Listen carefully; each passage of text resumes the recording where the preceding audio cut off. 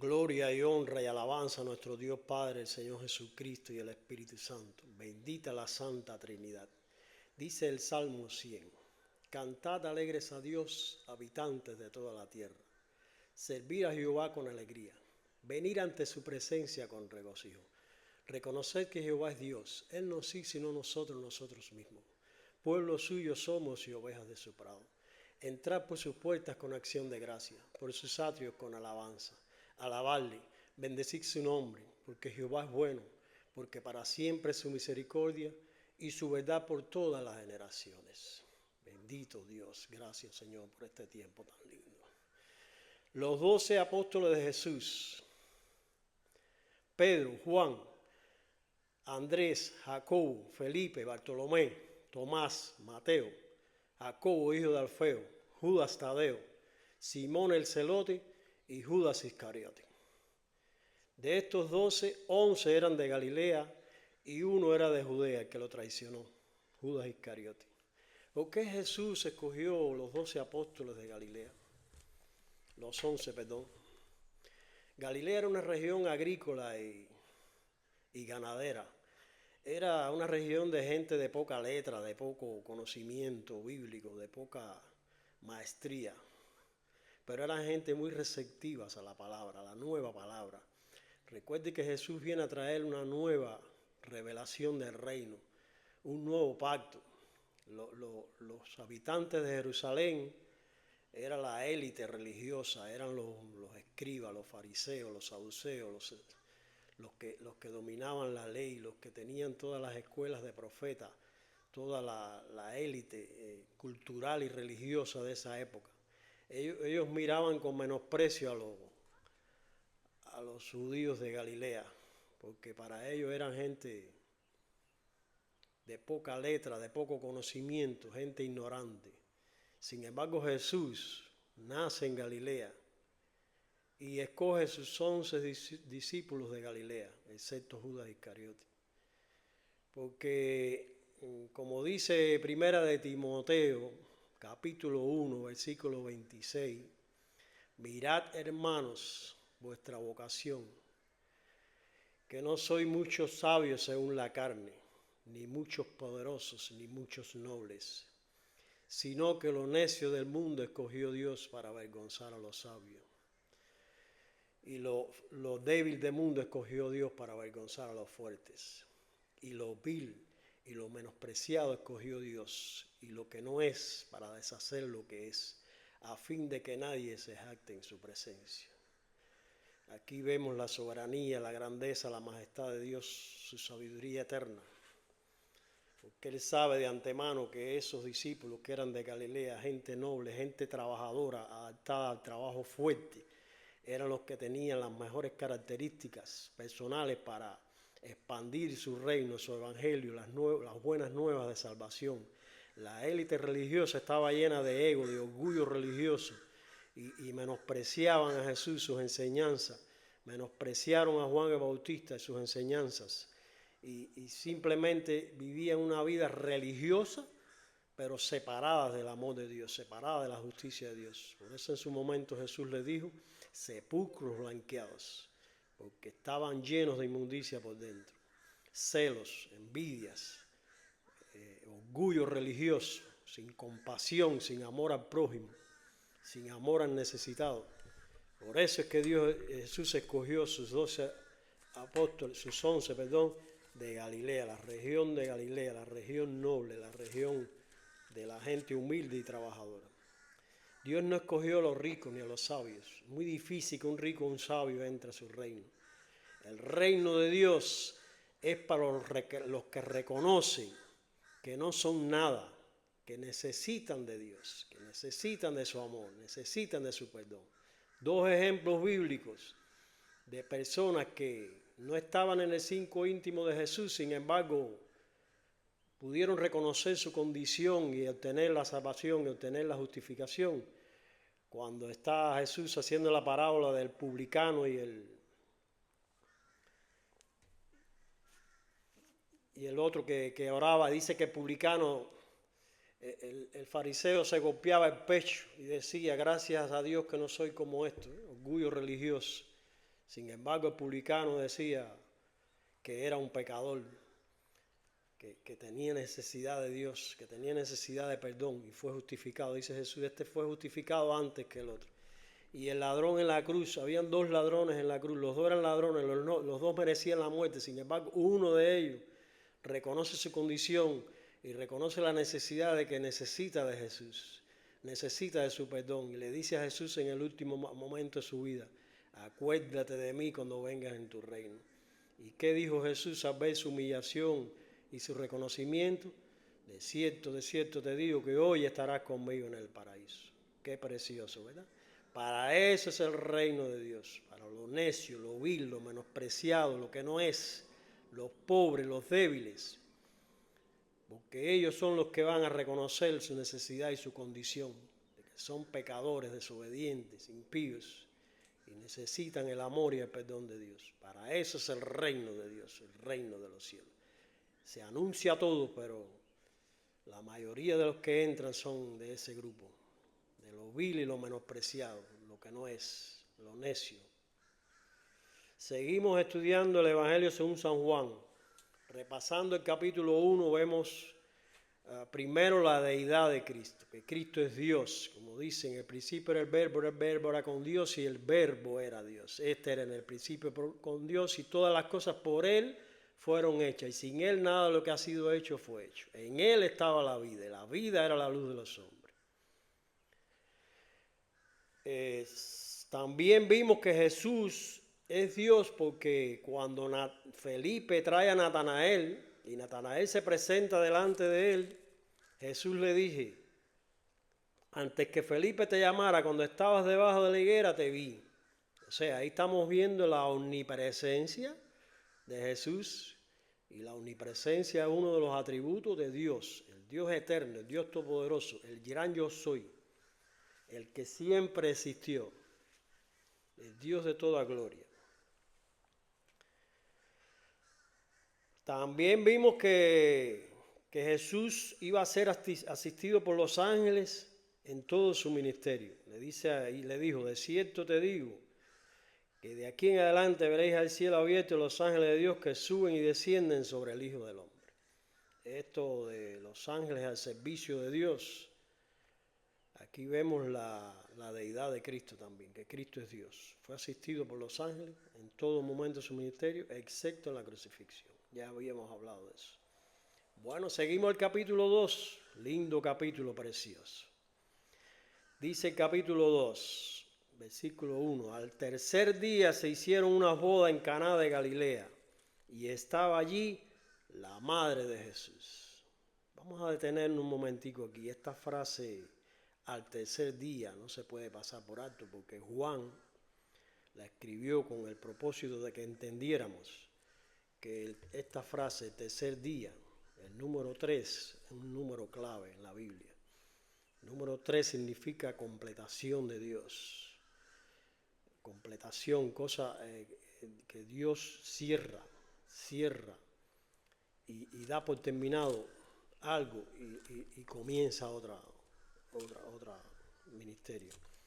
Dice que al tercer día, cuando Moisés estaba en el monte para recibir la ley, al tercer día fue que Dios empezó a manifestar su poder y su gloria en el monte.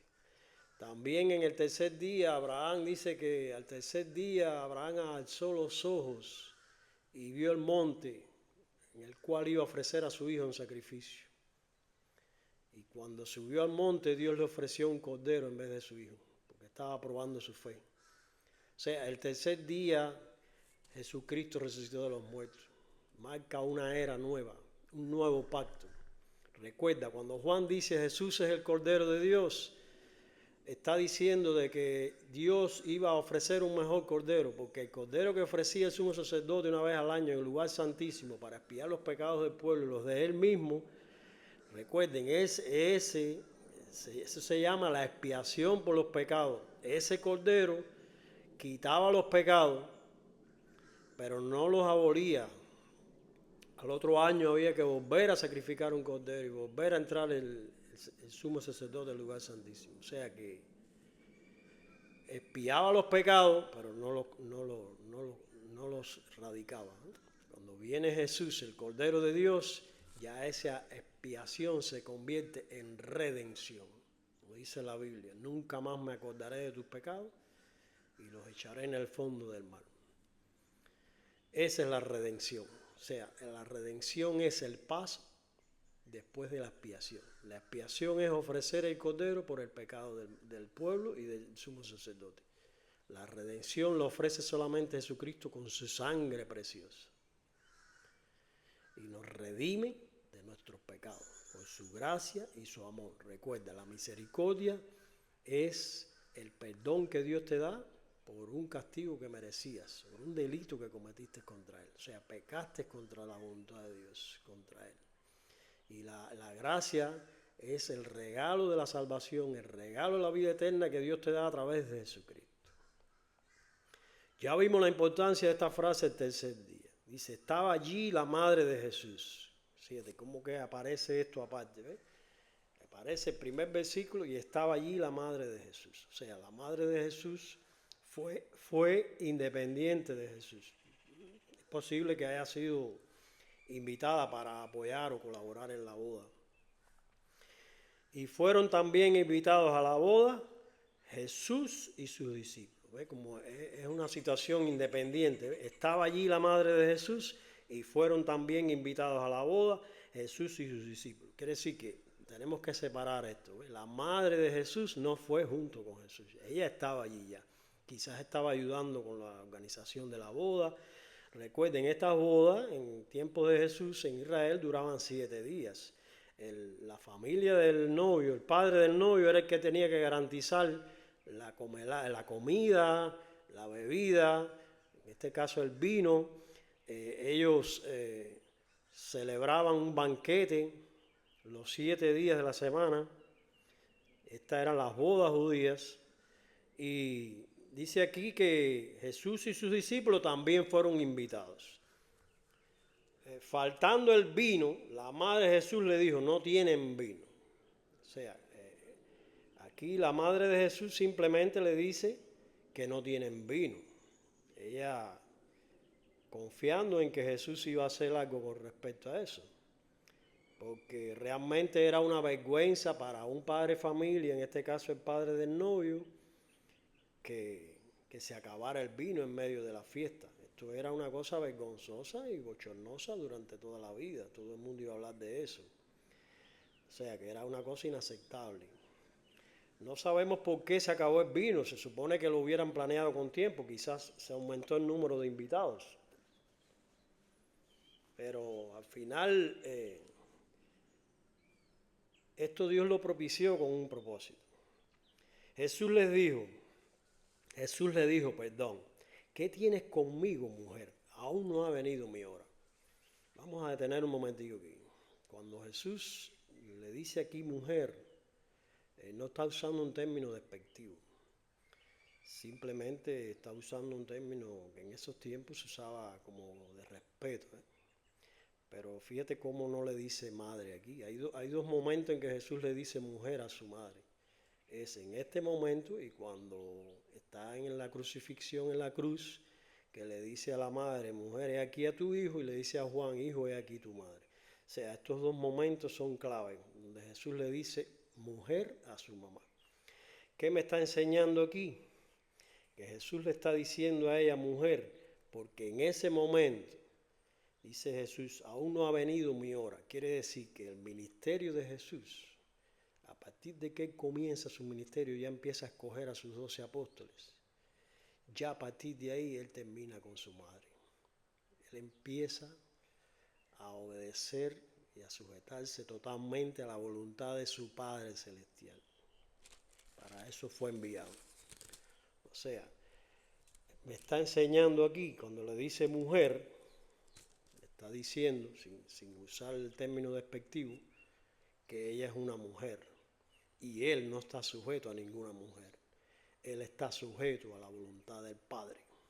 Porque él y el Padre comparten la misma gloria. Recuerden, como vimos anteriormente, cuando Jesús dice, Padre, glorifícame con aquella gloria que tuve contigo desde antes de la fundación del mundo. Quiere decir, a partir de aquí ya Jesús terminó con su madre y comienza su ministerio celestial, para lo cual fue enviado, sujeto totalmente a la voluntad del Padre. Nada ni nadie puede interferir eso, ni aún su madre. Por eso le dice mujer, no le dice madre.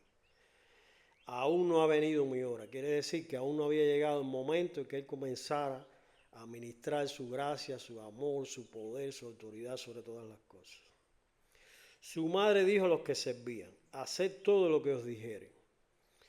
En esto aquí la madre, al conocerle, sabiendo que era hijo de Dios, porque recuerden que ella desde chiquito sabía que era hijo de Dios, porque el ángel se le apareció y le dijo que iba a ser engendrada el Espíritu Santo y el santo ser que nacería de ella sería hijo del Altísimo.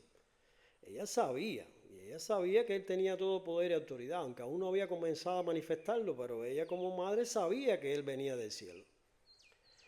Y entonces por eso él dice, haced todo lo que os dijera. O sea, ella está confiando que aunque aún no hubiera llegado la hora del ministerio de Jesucristo, su amor por el ser humano, su gracia y su poder iban a hacer posible que esta boda siguiera celebrándose y no que quedara en ridículo el padre de la boda y que todo el mundo se fuera molesto.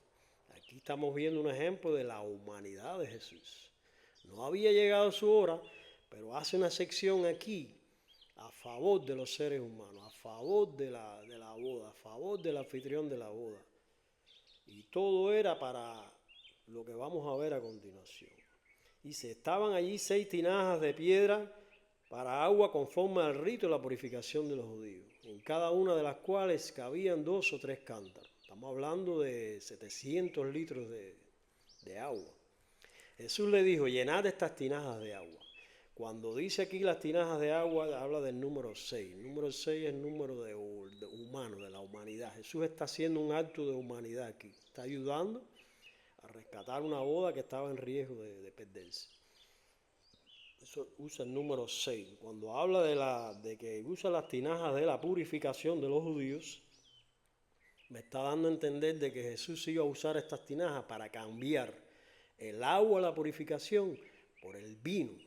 El vino que es símbolo de la cena del Señor. Dice, tomad el vino en la cena. Cuando Jesús dice, este vino representa mi sangre. O sea, el vino está representando la sangre de Cristo. ¿Ve? Por eso Jesús cambia en este momento las tinajas que estaban llenas de agua, las llenaron y las cambia en vino, porque ya viene ahora un nuevo pacto, algo más precioso, algo más profundo, algo más lindo, algo más maravilloso.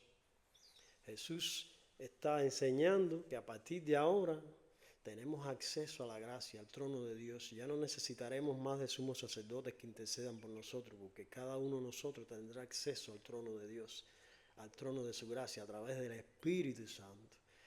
Eso me está enseñando aquí. Cuando Jesús cambia el agua en vino, el vino representa alegría, representa salud. Pablo le dice a Timoteo, toma vino, no tomes agua, toma vino por causa de tu estómago. La Biblia no condena el vino, la Biblia lo que condena es la embriaguez con el vino. No te embriagues con vino, antes bien ser llenos del Espíritu Santo. Pero el vino no es condenado, lo que se condena es la embriaguez. Dice, llenad estas tinajas de agua, y las llenaron hasta arriba. Entonces le dijo, sacad ahora y llevadlo al maestresala, y se lo llevaron. Cuando el maestresala probó el agua hecha vino, sin saber él de dónde era, aunque lo sabían los sirvientes que habían sacado el agua, llamó al esposo. Este es un detalle aquí como Juan se detiene, dice, que el maestresala no lo sabía. El maestresala era el que organizaba todo, la boda, el que tenía la responsabilidad de que todo saliera bien, de que todo el mundo estuviera feliz, que todo el mundo estuviera bien atendido. Este era el maestresala. Y dice que no lo sabía. Sin embargo, dice Juan que los sirvientes sí lo sabían. Yo me pregunto, ¿y por qué los sirvientes no se lo dijeron al maestresala? Quizás Jesús le dijo que no se lo dijera. Recuerda que Jesús no quería que este milagro fuera público. Él no lo hizo para mostrar públicamente su gloria. Simplemente quiso ayudar, en este caso, con la boda y que todo saliera bien. Dice, Cuando el maestresala probó el agua hecha vino sin saber él de dónde era, aunque lo sabían los sirvientes que habían sacado el agua, llamó al esposo y le dijo: todo hombre siempre primero el buen vino, y cuando ya han bebido mucho, entonces el inferior. Mas tú has reservado el buen vino hasta ahora. ¿Qué me está diciendo? Que Jesús es el buen vino. O sea, hasta tiempos de Jesús, antes que Jesús comenzara su ministerio, el agua era la que purificaba. El sacrificio del cordero era el que expiaba los pecados. Pero ahora viene el vino, que es mejor. Ahora viene el sacrificio del Cordero de Dios, la redención por los pecados. Ahora viene un nuevo pacto, donde cada uno de nosotros es ministro y sacerdote para Dios. Cada uno de nosotros tiene acceso a su presencia a través de la oración, a través del Espíritu Santo, a través de su palabra. Dice, aquí está el detalle. ¿Para qué Jesús hizo este milagro? No fue para que todo el mundo lo divulgara. Fíjate que ni aún el maestresala, ni el esposo de la boda, ni el padre del esposo se enteraron cómo surgió esto del vino. Sin embargo, aquí te dice por qué Jesús hizo este milagro. Dice, este principio de señales hizo Jesús en Caná de Galilea y manifestó su gloria, y sus discípulos creyeron en él. Este era el objetivo principal de Jesús, que sus discípulos creyeran en él. Recuerde que ya había llamado a varios de ellos, habían muchos que estaban con él ya, y sin embargo ellos no habían visto ninguna manifestación de Jesús aún. Entonces, cuando Jesús hace este milagro, el objetivo central de este milagro dice que manifestó su gloria y sus discípulos creyeron en él. Ese es el objetivo principal, que creyeran sus discípulos en él. ¿Por qué? Porque él quería preparar a sus 12 discípulos, llegaron a ser los 12 apóstoles, que vieran toda su manifestación, todo su poder, toda su gloria, aún su resurrección, que esos mismos después eran los que iban a dar testimonio de él, iban a dar su vida por él. Necesitaban esa confirmación, esa evidencia.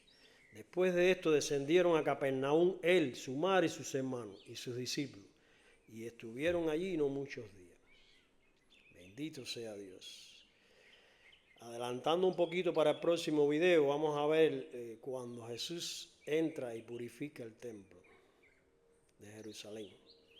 Un hecho trascendental cuestionado por muchos que no quieren creer en la divinidad de Jesús.